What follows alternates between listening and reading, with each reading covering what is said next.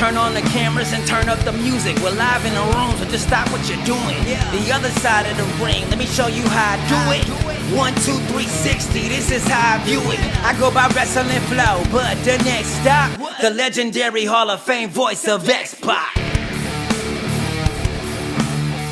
Welcome to another edition of X-PAC 1, 2, 360.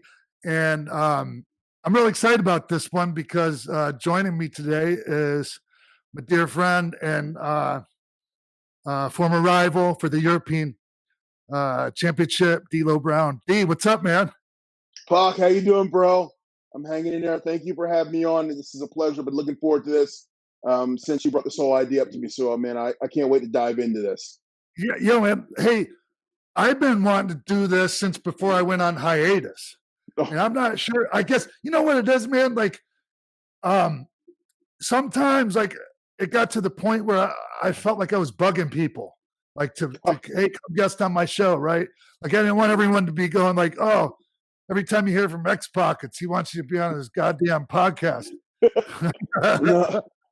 Look, dude, when you reached out to me, I was like, hell yeah, I will do that. Yes. And we can talk for 1, 10, 25 hours. I don't care. Yeah, it's just yeah, man. Oh shit, I just had a brain fart. Sorry. It happens all the time these days, D. I don't know about you, man. Too many chair shots. Yeah, but hey, D, I had Nick Hausman from Wrestling Inc. Join us, so he can kind of help steer the ship a little bit, you know, and we could just kind of concentrate on reliving some fond memories. Cool. Nick, how you doing, my brother? I'm good, D'Lo. It's a pleasure to be a part of this. I was happy when Sean asked me to do it. I've spent my day here watching you and Sean wrestle quite a bit. It was really enjoyable. It was actually a very nice day I had today because of this. Oh, tremendous. So. When Pac first brought this up to me, I started refreshing myself on some of our old matches just to see the flow of stuff, and well, we tore it up. That's all I got to say. I'll get into more later. We tore it up. And you know, I'm not like, I think we were doing like, I don't know. Well, I know I was doing like at least 15 dates a month because it was in my contract, and probably like, you know, at least 2/3 of those were in the ring with you. Absolutely right. I mean, we were on the road. You know, was it Friday, Saturday, Sunday, Monday, Tuesday, and you know, Friday, Saturday we're off somewhere in a house show, and I just knew before I got on the plane who I was going to be working with. And yeah, you and I, we locked horns so many times, and I can tell you honestly, thinking back, I've wrestled in the ring with you as an individual and as teams more than any single person I've ever wrestled in wrestling. Oh, wow. That is without a doubt, because if you look at our nation stuff, our European title stuff, stuff with you and me and Mark Henry and you and Kane. I mean, I loved it. We were always somehow linked together for years, and I enjoyed our time there. And one thing I want to jump in and say real quick is, like, you bring up the Nation and DX, like, watching you two wrestle, something that popped out to me is you guys were really kind of like the workhorses of your respective groups. And I don't know if that's why you wound up wrestling so much, is because you represented those stables and factions so well, but you guys were definitely of your, you know, entities at the time, definitely the workhorses, I feel, of your stables. That's a fair statement, Nick. And I'll go this far too. Before I came back, like my first run in WWE, the Intercontinental title was the workhorse title. Yeah. When I came back, it was the European title. When we had it, when we were trading it back and forth, the European title was the workhorse title. Without a doubt, that was the match you knew you were going to see wrestling. You were going to see a competitive match, and it didn't matter if it were you and me, or me and Val Venus, or you and Jeff Jarrett. It didn't matter. Whoever was in there working for that title, we made it like it was our world championship. That's why it meant so much. That's why we went out there and busted our asses, because that was our world title. Hey, D, maybe you can answer this, but I can't remember one way or another. Did we ever have a match for the European title actually in Europe? That's a good question. That's a good question. That's a damn good question. I mean, I know we both defended it over there, but I don't know if we actually ever had a match for it with each other. I think we might have to reach out to the listeners and the viewers on this one, because I don't remember if we actually ever wrestled in Europe for it. We had to have. Yeah. I mean, I can't remember, but we had to have. One of those Capital Carnages or Insurrections or one of those pay-per-views over there. We had to have done it at least once. Oh, well, the Capital Carnage pay-per-view, having the European title got me a world title match with The Rock. Boom! See, look at that. That's how it was like it was. The thing it was Rock's one of his very first title defenses too, and he had to lose to me by DQ. Hey, he had to earn the stripes. Made you do the Krusty the Clown laugh. That was really funny there, Sean. Well, I wanted to kind of start at the beginning here, because when I was looking into y'all's history kind of before the European championship stuff, D'Lo, you got to WWE or WWF at the time kind of just before Sean came back to the company. Mm-hmm. Like, I think it's about like 4 months or so before Sean came back. Did you guys know each other at all? Did you have any familiarity when Sean came back to the company? How did you guys, kind of first start to hit it off, once you shared a locker room? I knew of Sean when he was the Lightning Kid, and he had done a couple shows for Larry Sharp at the Monster Factory. That's where I broke in. So I remember my first match was on a show that Sean was the main event in. So that was my only first introduction to Sean in the wrestling arena. It wasn't until we got, he had come back to WWE at the time. And then we were paired up in the Nation that we start, bonding on that level and getting to know each other that way. Hey, D, were you there the night I almost got killed? I was definitely there, and I heard your head hit the concrete. And I still can hear that sound right now. It sounded like a watermelon dropping from 10 feet in the air. Man. What happened? I was working with, not to go off too far off course, but real quick, I was working with this guy named Bill Wilcox, and he did a dive to me on the floor, and he kind of overshot it, and so I jumped up to catch him, and his weight came down on my head and smacked onto the concrete. It was awful, man. It was one of the scariest things, because he pulled you back into the ring and then rolled himself up. Yeah, he rolled himself, and you're out like a light, and he's pitting himself with you on top of him, and it was just scary. Yeah. Oh, yeah, crazy. Boy. But anyways, yeah. Okay. But yes, that was one of my first shows where I met Sean. D, I just like my first the first time I heard of you was you were at Smoky Mountain, right? Yes. Yeah. Yeah. Yeah. Yeah. I was in Smoky Mountain. You never came down there, did you? I only went to Smoky Mountain to do like a house show. That I don't know if were you working for Jem when he did the house show at Marietta at the Cobb County Civic Center? Yes. I worked at Broadway with Bobby Blaze. Okay, you know what? Then I remember that. Then see how you forget stuff. It all blends together. Yes, I was there because we didn't do Marietta that often. Yeah, it was the only time I. But we really started to get around each other in WWE, WWF, because we were always the guys. When it was the Nation DX, you and I had the opening spot, and one of us was involved in the finish. Yeah, and it was always that way. Because we would go set the tone. Let's light it up, and then tap to the other guys. Yeah, and going back to earlier, I think we were the workhorses of our respective for sure, factions, without a doubt. Oh, absolutely, for sure, man.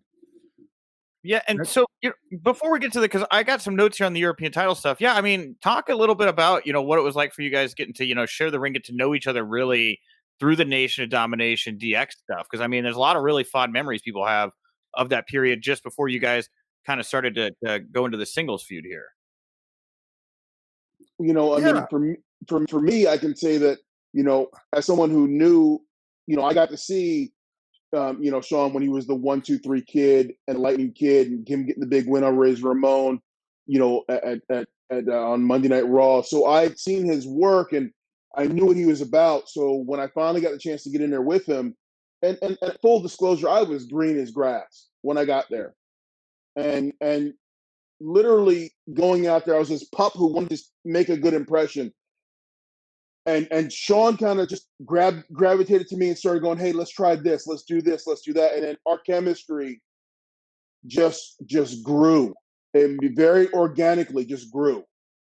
Oh yeah, for sure. We have really good chemistry style wise because, hey man, a lot of people they still might not understand that. Like D, you're a big heavyweight. You're not. You're on the small end of the big man scale, in my opinion. Yes.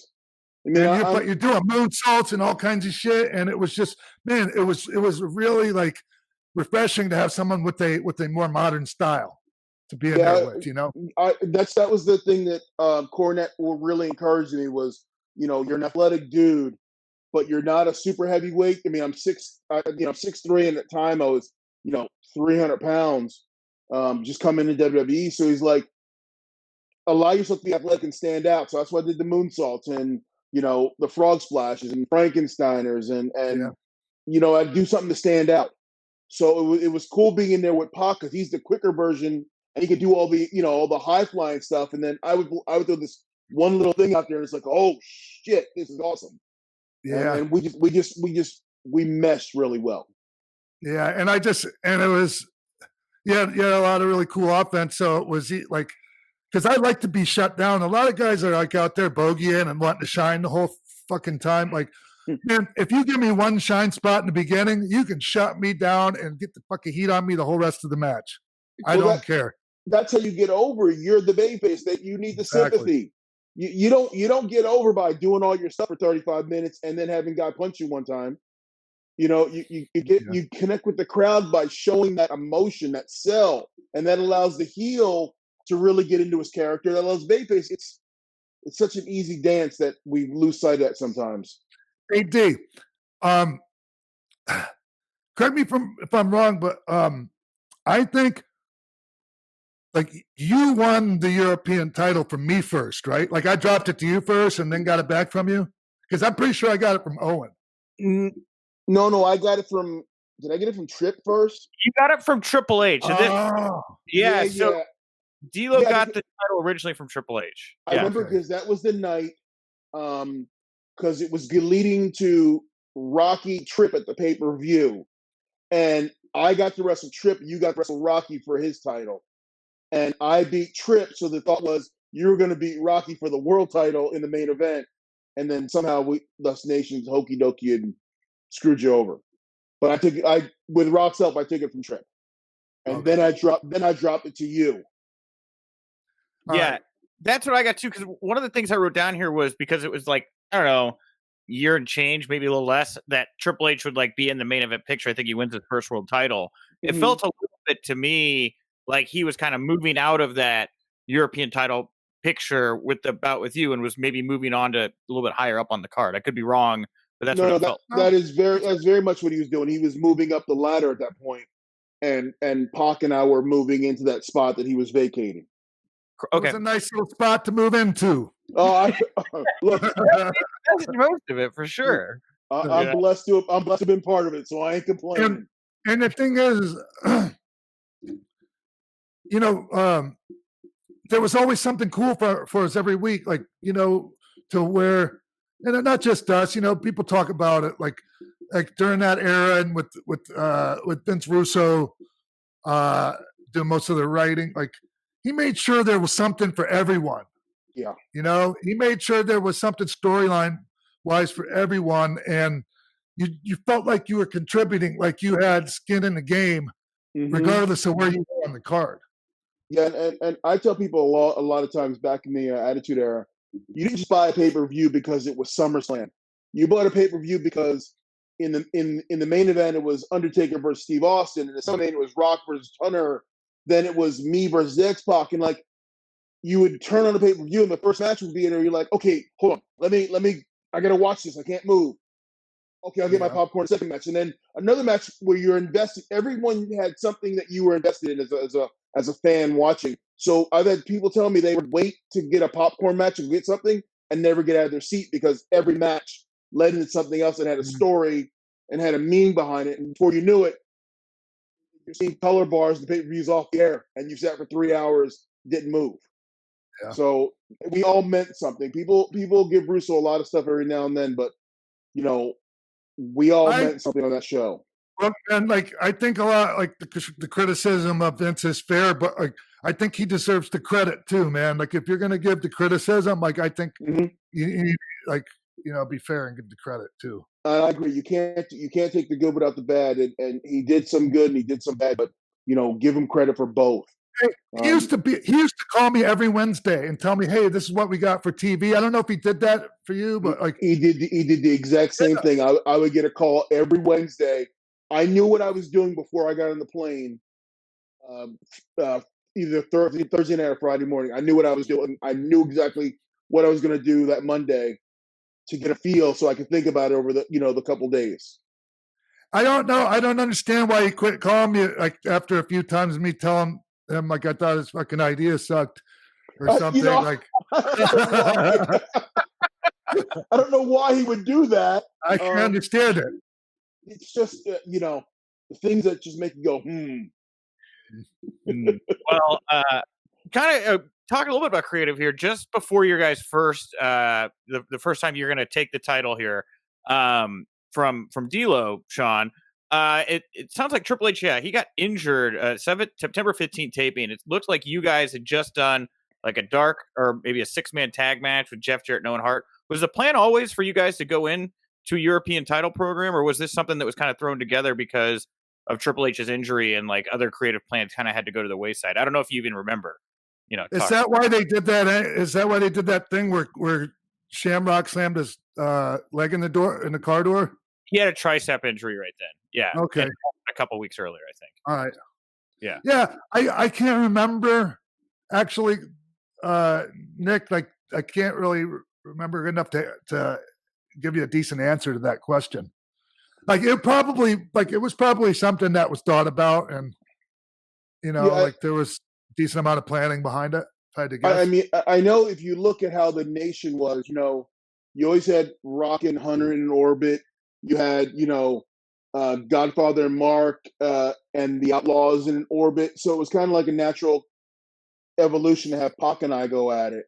And I don't know if it was the plan. I mean, I know there had to be some thinking into it. I think the angle, our arc with the European title probably stretched out longer because of the quality of matches we were having. Yeah. And, I think that might have made it better, but, I don't know if it was written on a board, but I knew after a while they put it on the board because we forced them to. Yeah. Hey, D, something that just popped into my head, and I thought about this the other day too when I was thinking about all the different house show matches we had and all that. Remember the time just not too long after this, probably later, as soon as I got home, I went to the doctor. I was diagnosed with sports-induced asthma. Do you remember I had a big asthma attack in the ring with you and just like called an audible, "Hey, let's go home." And like I had to have you beat me just out of nowhere, right in the middle of do you remember that? I think I remember that because it ended abruptly. Yeah, I started turning purple in the ring. Yeah, you couldn't breathe. Yeah, man, it was brutal. Wow, it's amazing the stuff you forget, then you remember it when you start. Yeah, I remember you said, "Let's go home now." Okay. Like out of nowhere. Like I honestly God was scared fucking shit, man. I think he has asthma too, doesn't he? Didn't he keep like a inhaler underneath the ring? I don't know if he ever did anything like that. But oh yeah, no. Like after that, the referee always had an inhaler in his pocket. Mm-hmm. Oh, is that pretty common? For me, yeah. No, I don't know about for everyone else, but I took it upon myself to, make sure that was, it behooved me to make sure that the referee had a, asthma inhaler in his pocket. Yeah, you didn't want your inhaler being 30 feet away in the locker room. Is that an asthma inhaler in your pocket? Or are you just glad to see me? I couldn't help it. I had to do it. Make sure the ref has the right pocket on him passing you a gimmick and blade your mouth up.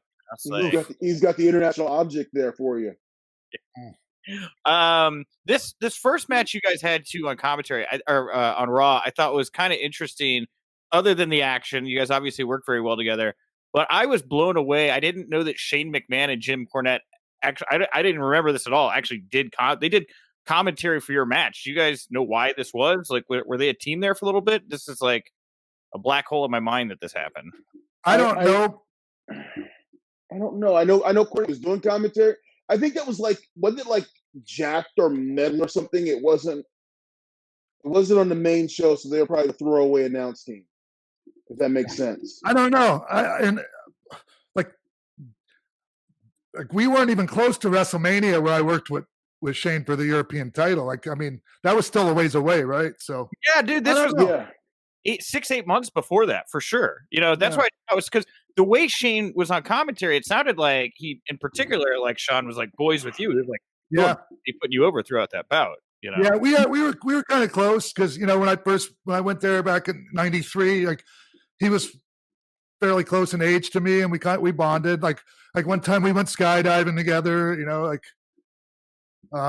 things like that. He did, like he went out of his way to try to, have a relationship with me, and like I don't want to go off onto a tangent about that. Sorry. Oh no, I'm so bad about going off into the weeds. It's just so weird. I don't know that I've ever heard Shane do commentary. He was very much like his father in a lot of ways when he called the match here, you know, and the action was really good. And one of the things I also wrote down here was just that you two had such a clear heel face dynamic. Like they knew to boo you, D'Lo. They were all about, cheering you, Sean. I just didn't know if you guys wanted to talk about how that really helped you guys have your matches and also, play with the fans, since it was so clear cut, who was the heel in the baby. Well, the thing is if you'd never seen the show ever and you just went to the match for the first time, you wouldn't have had to guess who was the good guy and the bad guy. I mean, D made it very clear, right up. I mean, even if I was a little like, whatever. But your job as a heel is to let people know you're the heel.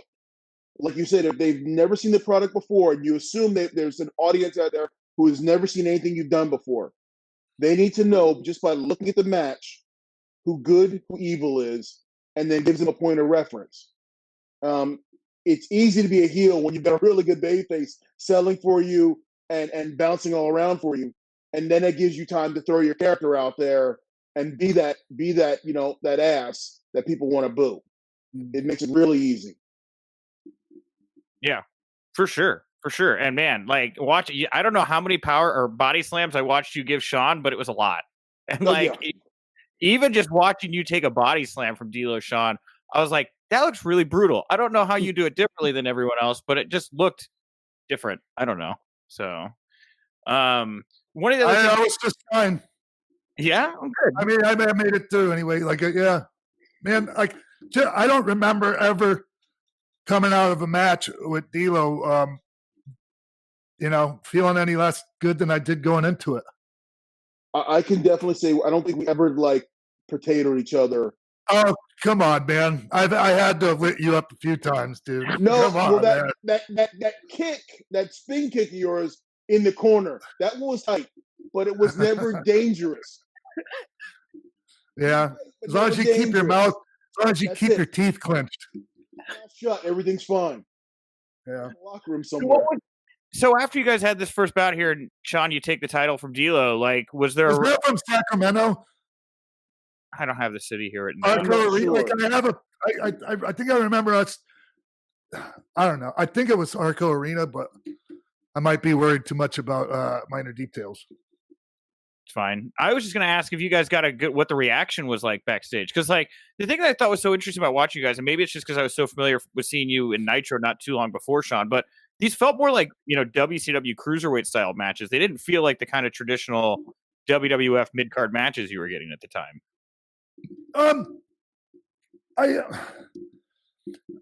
I think they were like, I know why you say that. I think they were like kind of like that, but with main event style psychology. Okay. I agree. See, like for me, I never thought of it as mid card. I just thought of it, this is our main event, and we're going to work like it's a main event. and we're gonna put on a main event level match. Doesn't matter where we are on the show. And it was mid card in terms of that's where we were, but I don't think people saw our work as mid card. If I'm gonna venture out there and say that. Well, I mean, Nick was comparing it to like the WCW cruiserweight style. Like, I mean, we tried to use, like I think both of our arsenal was, main event level. But I mean, they were like innovative moves, Yes, like, So I mean, I think that's why, like, it kind of felt that way. Our movesets were so different than anyone else on the roster; they stuck out.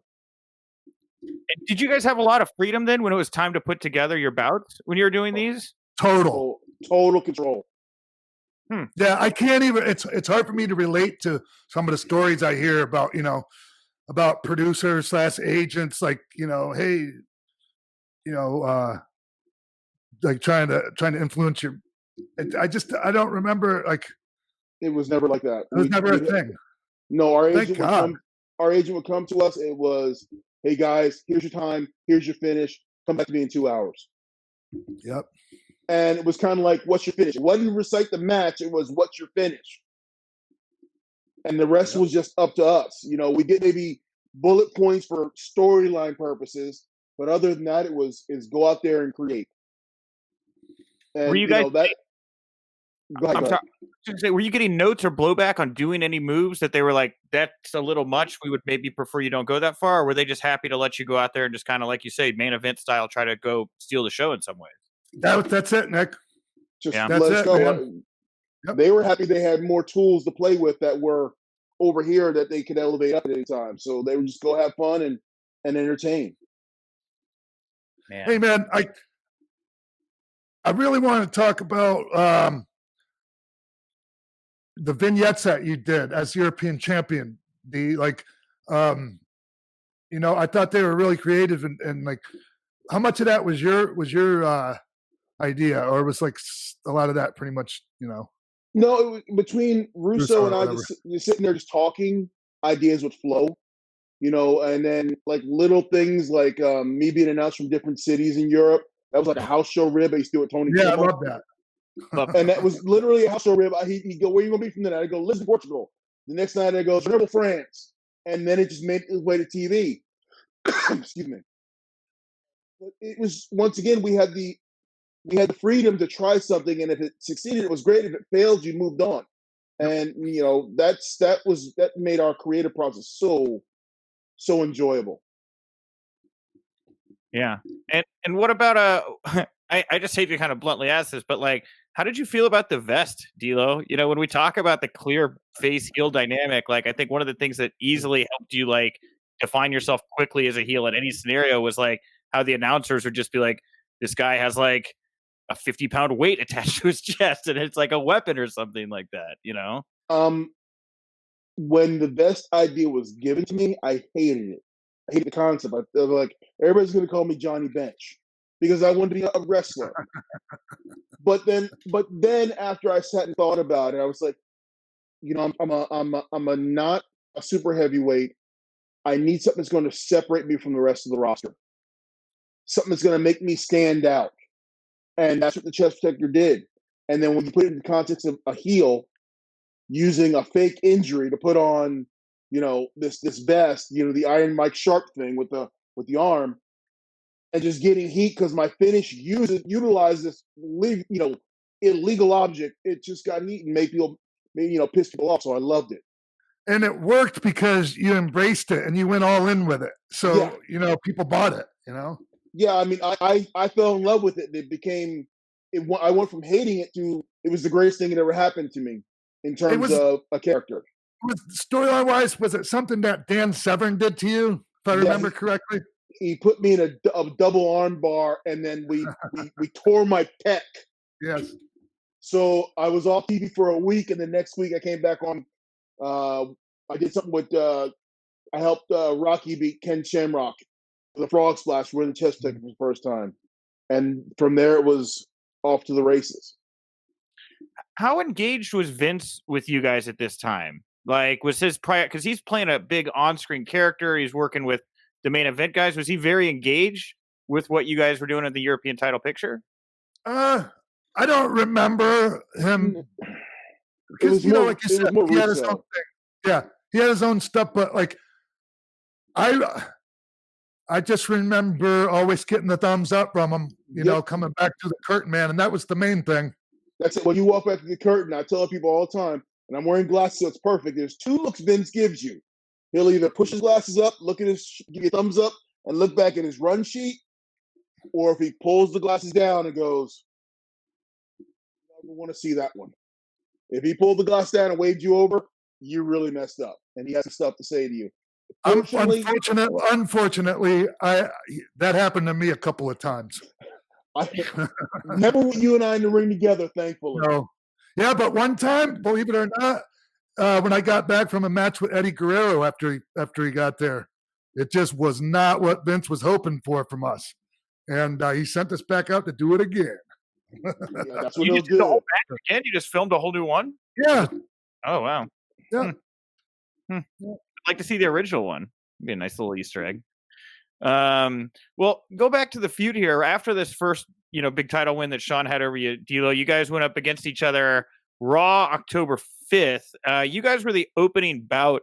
And I just, at the time, remember watching this, thinking about the time, going head to head with Nitro, everything's very heated.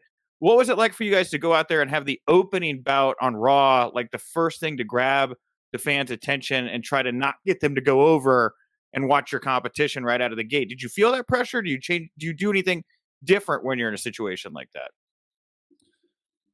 Personally, I don't remember feeling like overly pressured by that position. I just felt like whatever position you put me in, I was going to get the job done, and I agree.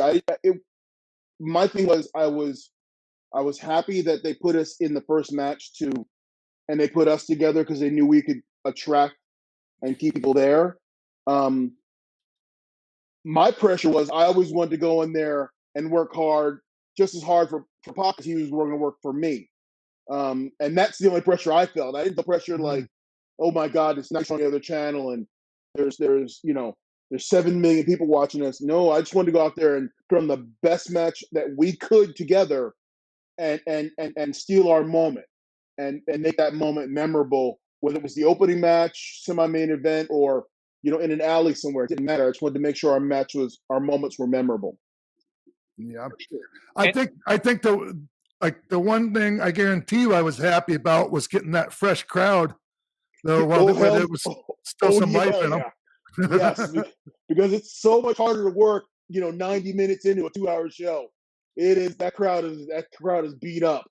Because they've already seen some shit before Raw even went on the air. Yes, they were when Raw would come on the air, they were already probably an hour deep into Sunday Night Heat or Jacked or Metal, and then Raw comes on the air at 9. So it's nice to get that fresh crowd that they're seeing, the quote unquote established stars right off the bat because you get that nice reaction. Mark, hey Nick, I don't know, like if you noticed, but like during a lot of my stuff with D, like China was at ringside with me. That was my follow up here. Yeah, China was seconding you. Mark Henry was largely around with D'Lo, and then underneath all the action you guys were putting out, there was this like sexual harassment storyline that I absolutely wanted to bring up. Can you talk about what China and Mark Henry, what they brought to the dynamic of your European title feud there? I mean, it was great. I thought, go ahead, D. I loved it. I thought it added because we were there doing the wrestle stuff, and China and Mark were outside doing the entertainment stuff. Mark flirting with China, serving her with papers, and that underlying story of Mark's got a thing for China. It was added to what we were doing in the ring. It never took away from it, which was amazing. And go ahead. Oh no, sorry. It just reminded me of this TV match. It was a handicap match. It was myself and China versus Mark Henry. And D, you came down partway through the match and caused a distraction, which led to Mark caught Joni in midair and power slammed her. And got the 1, 2, 3. But man, that was one of my favorite TV matches I've ever had. It was such a hot segment that people are going fucking ape shit, man. Yeah. And it was so easy working with Mark. Man, I love working with that guy. I love Mark was still green and still learning. That's all right. And it was great because he had this unbridled potential.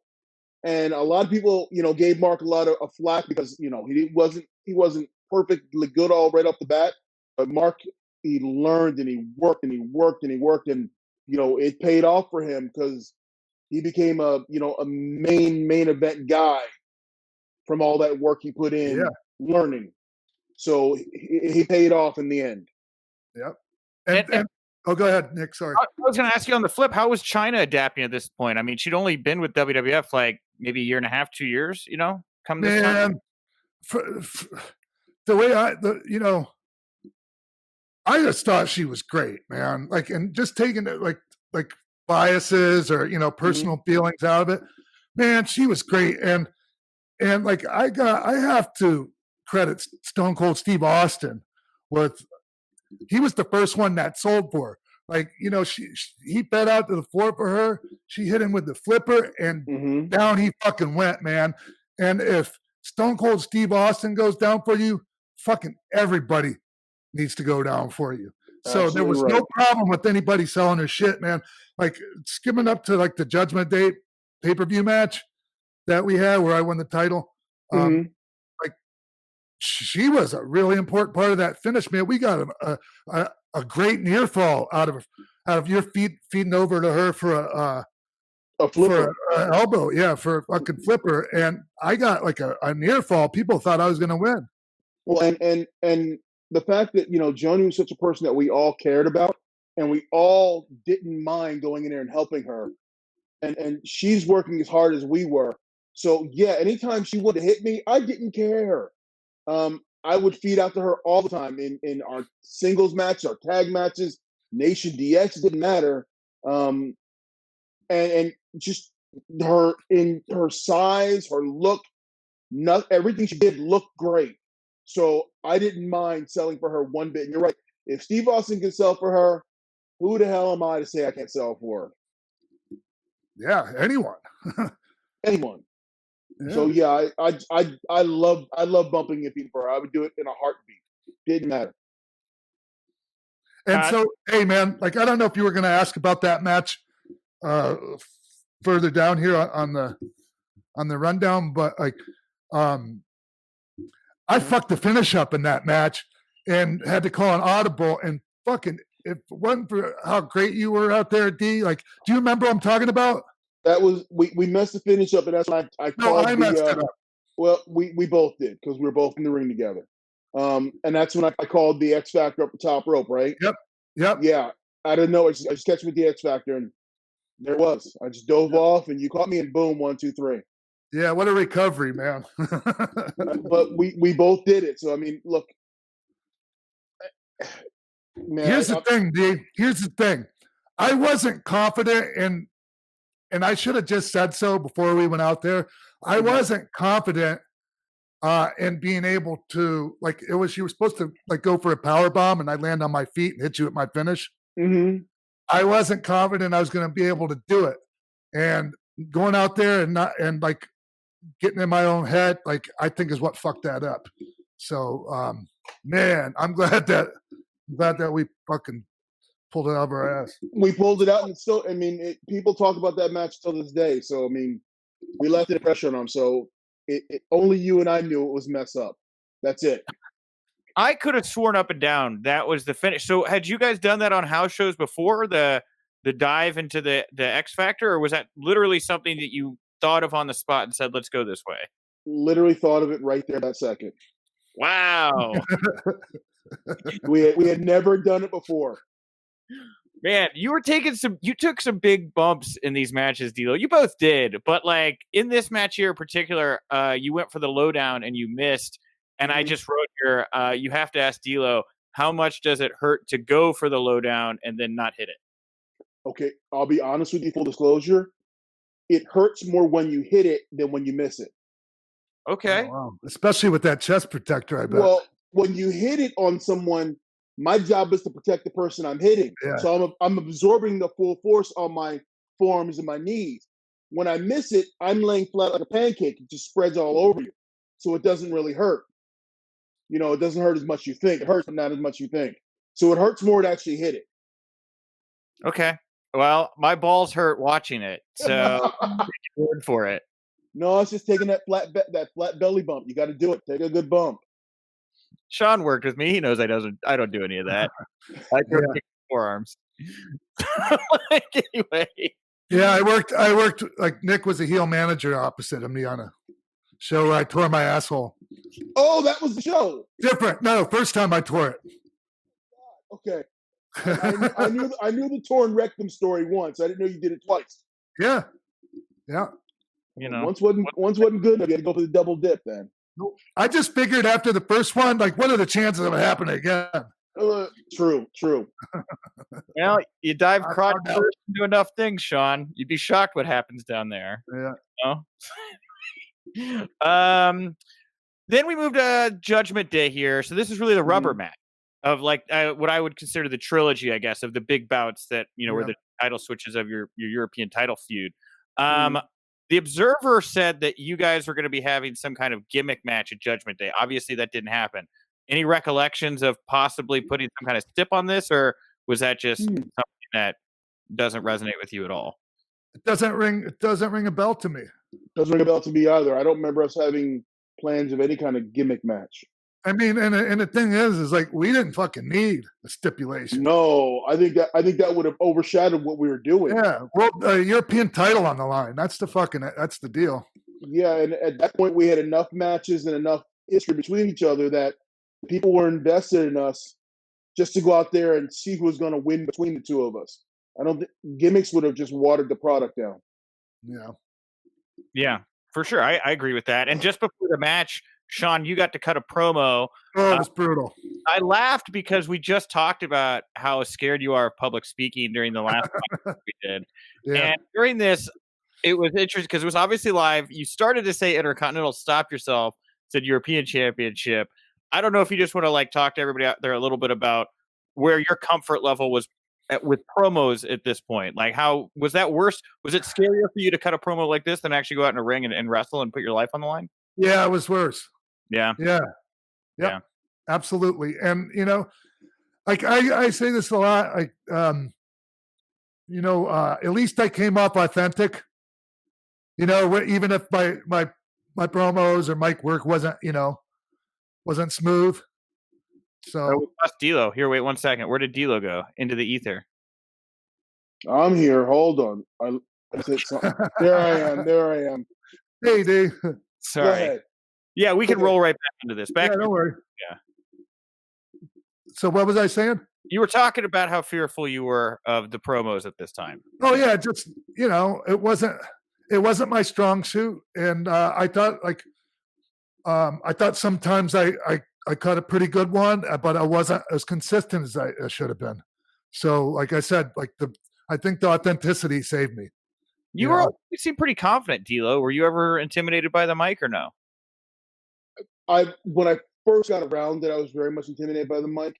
And one of the hardest things is speaking in public in a character, making people believe what you're saying, because you never want to come off as disingenuous or corny.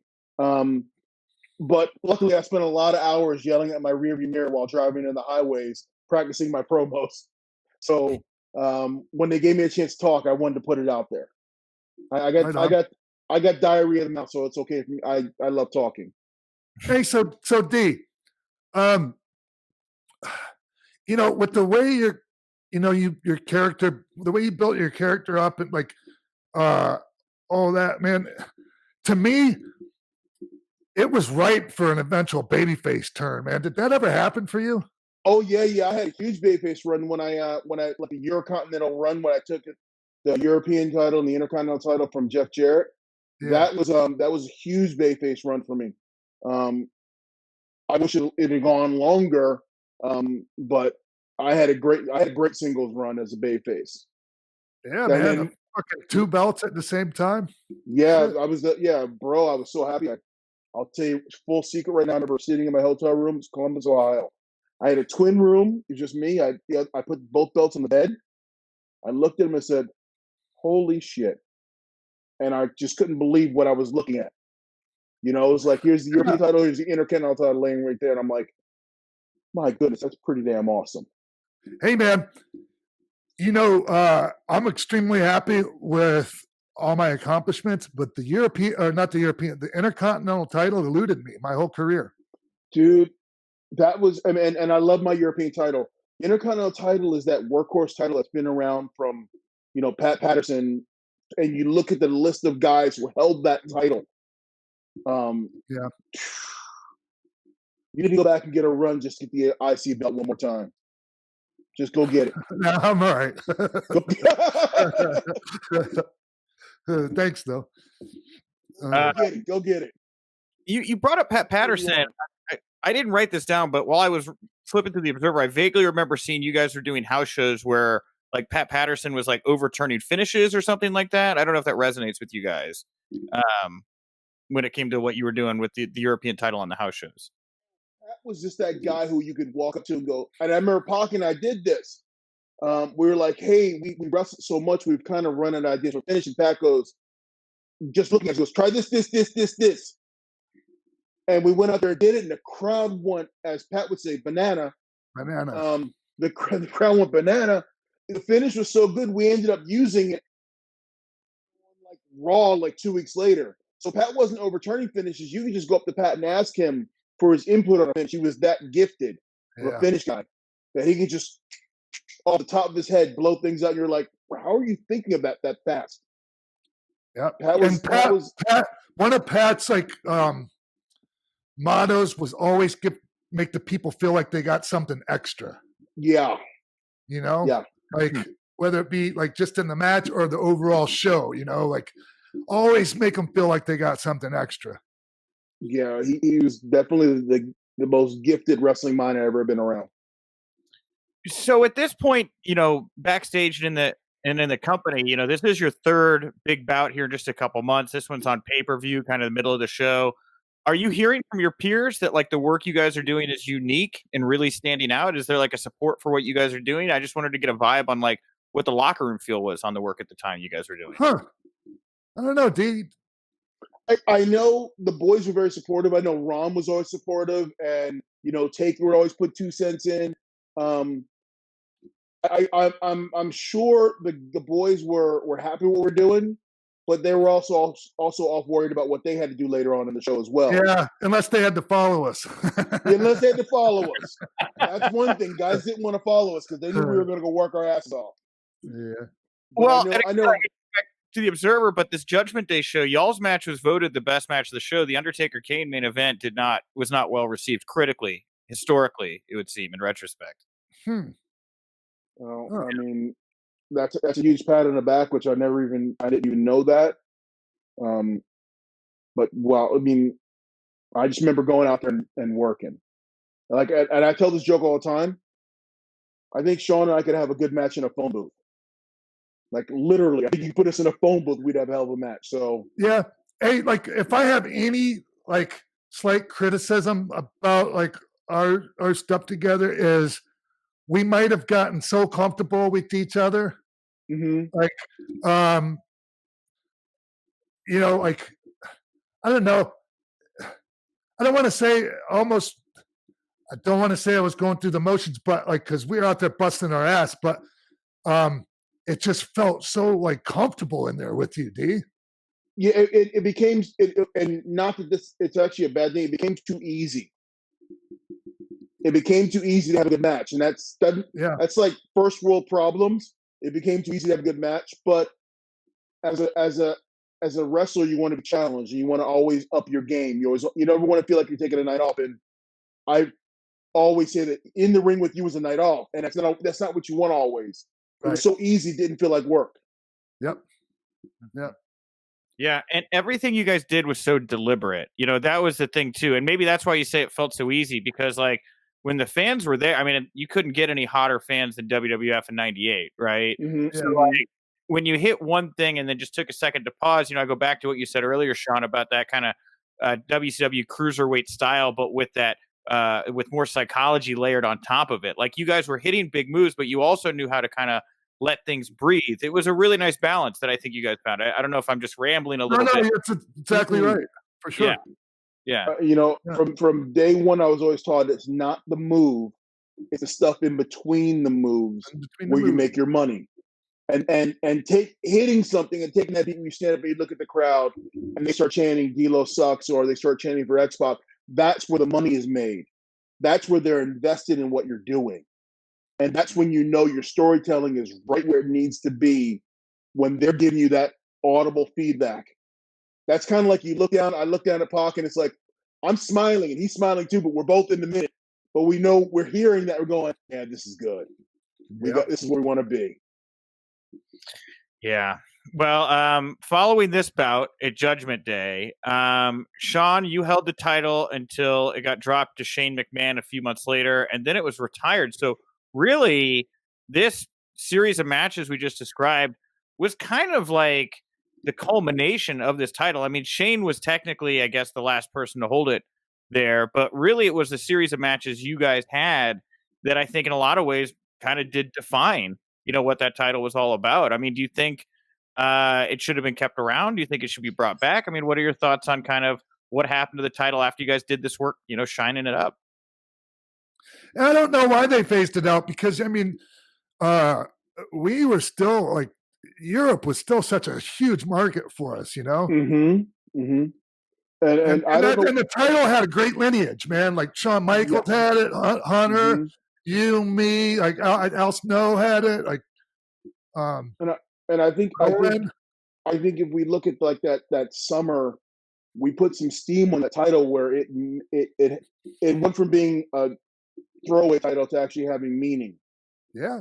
And that was due to the hard work of, like, all the guys you've named and countless many more who held the title. Because we put time and effort into it. I don't know why they got rid of it. I don't know why they phased it out. I mean, it's aesthetically, I thought it was a beautiful belt. Agreed. I got the belt here somewhere right now. I was going to ask you if you had it. Hit pause. I'll be right back. Okay, that's fine. I think that I don't know, I doubt it's in my toy chest here, but I had the D'Lo action figure with the European Championship. Oh, yeah? Oh, yeah, for sure. For sure. I really loved the look of that belt, and I really hated the look of that IC belt that they had at the time. With the purple strap? Yeah, I hated it. The one you had, I hated that IC title. I remember laughing at it when Rocky first got it. But then when I won it, I was like, it's the prettiest belt I've ever seen in my life. Rocky might have yet. Look at that. Okay. Let's see. Here she goes. What a thing of beauty. Yeah, this is actually the one. It's the actual belt, huh? This is the one, yeah. Nice. Wow. This is the one. And she is it's amazingly gorgeous. It was put together very, very well. And like, I have a IC belt and I have this one. I don't take the IC belt out because no one wants to see it. They only want to see this belt. Yeah. They only want to see this. People take pictures of this without me, just with the belt. And it's got the WWF logo on it. It's got the WWF logo. It's got the WWF on the back here. Yeah. And the actual straps, not the Velcro that they do now. Yeah, no. Is that what they're doing now? Oh, yeah. Everybody's got Velcro now. Oh, that's rotten. This is the belt. Wow. It's nice to see it. It's been a long time. I don't think you could have booked a better finish for your European title look back than having the actual European title, main event your podcast, Yeah. Hey, man. Hey, before we wrap it up though, hey Nick, you mentioned this earlier and D touched on it too, man. That tag match, Kane and I versus D and Mark Henry, that it gets overlooked because it was on the show that Owen died. Yeah. But look, thank God, Man, I don't know if we'd have been able to go out and have that match if we would have had to go out after. I tell everybody that we were first match out, and we went out there and had a hell of a match. Killed it. We tore that place up. I could not have had that match if we'd have done that after. My hat's off. I mean, I don't know how anybody went out there afterwards, man. And yeah, I tip my hat to anyone who had to go out there and perform afterwards. But I'm thankful we were on early, and yeah, that match gets overlooked because everything happened, and rightly it should. But man, that was one of our best pieces of work, and having our normal stuff and adding in Kane and Mark to the equation, and just going out there for 20 minutes, just tearing the roof off the building was fun. Yeah, I loved it. I don't know that you can even find Over the Edge. I don't know if it's on the network. Is it? I don't know. I don't know either. I don't know. It out. Man, what a bummer. Thank you guys for allowing me to go on this ride with you. This was a ton of fun. And while you were going and getting your nice European Championship, D'Lo, I went into my box of toys and I found my X-PAC and D'Lo's here. So look, it's a very accurate recreation of what it looked like in '98 right here. It is. And then Sean would rub his crotch in your face, right? Yeah. As is the way. So, hey D, how was it getting my nuts in your face every night for several months straight? Dude, that's the closest I've ever been to a man in that way ever in my life. But I got to tell you, the counter that people talk about to this day is the one time I put the foot up. Yep. And you came in for the crotch, and I put my foot up, and you just stopped and then shot back. Yeah. And that was people talk about that all the time. They're like that counter to the Bronco bus was amazing. That was I love doing that too, and because it always got that kind of reaction, and people can never figure out how I could do it and not hurt myself. And it was like, well, there's a couple of reasons. One is I had 3 layers of stuff, tights, singlet, and trunks, and I have small nuts. My testicles are small. Boom. I don't have big balls. And that was in the Judgment Day. Literally. That was in the Judgment Day match, D'Lo, and I'm glad you brought it up because it was on my sheet, and I was trying not to go into like every cool little move that you guys did to kind of let the conversation breathe. But I watched that particular spot back a couple times, and like watching Sean, because you had to do both hands on the top rope, both feet on the middle rope, like to be able to just stop it. I don't care how small your nuts are, be able to just stop it where you're just kind of love tapping his foot there. It's a lot of cat-like reflexes there, Sean. I don't know. Yeah, but when you're in the moment too, shit hurts less. So even if it did hurt, man, I was willing to take the pain. Because we knew it was gonna be cool, and I'll sell in the locker room. But it's okay to hurt in the locker room, but out there, anything goes. Yeah. Hey man, this is really fun, man. D, I have to have my colleagues, my longtime friends, on my show just to have a conversation with them like this. Like I don't know if we've ever sat and had a conversation this long ever, as long as we've known each other. No, I mean, we're friends. We would talk in the locker room. We'd have a 10-minute conversation about something, but this is the longest sustained one-time conversation we ever had, which sounds weird considering how I view you in my career, my life. It sounds weird. Yeah, but I mean, it's just like it's wrestling. That's how it happens. Yeah, it's wrestling. Yeah, man, I've had a really good time doing this with you, man. Thank you so much, D. It's great, man. Like reliving a lot of this stuff. I love it, and wrestling's my passion, and I got to be in there with someone who loved it as much as I did. So, thank you for bringing me on this ride with you, and thank you for having me on the pod, man. This is awesome. Anything you want to talk about, like what you got going on, like anything you want to plug? I'm out of the ring competitively now, thank God, but my work still lives on because I agent for Impact Wrestling. Nice. You can see it. You can see us Access TV 8 p.m. every Tuesday. And some of the ways that we built a match and had agents work with us is the way I help build matches with with our talent. You know, I let them create, let them be artists, and I'll throw one or two things in there and let them go have fun. And it Right makes on. it makes a more authentic product, I believe. And then, So and then D, like when you do that with them, it gives them a chance to grow on their own too. Like, so absolutely, you're not holding their hand every step of the way, yeah. I've always said you can't learn if I'm telling you the answer to every test. Yeah. Every answer on the quiz on the test. If I'm giving you the answers, how are you going to learn anything?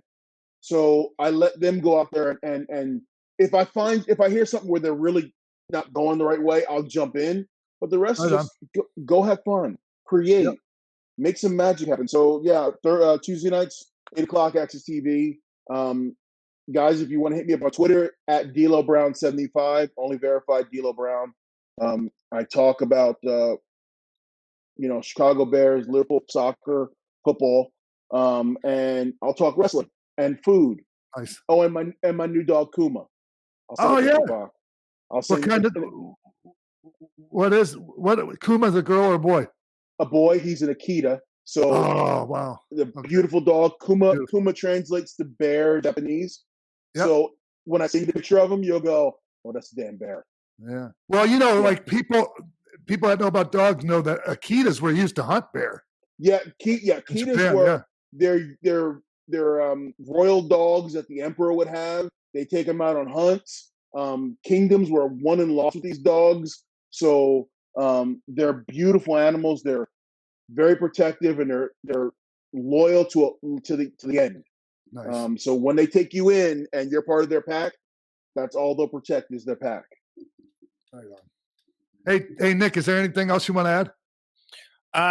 Well, I guess if you like me, I'm at House Rebel, HAUS Rebel on Twitter. I host the Wrestling Inc. Daily podcast. That's Monday through Friday over at Wrestling Inc. And yeah, thanks for having me on the ride, Sean. It's been a lot of fun, and it was great chatting with you, D'Lo. I thoroughly enjoyed getting to go back and watch yours and Sean's work today and talking to you about it tonight. It was a blast. The pleasure was all mine. So thank you. Thank you.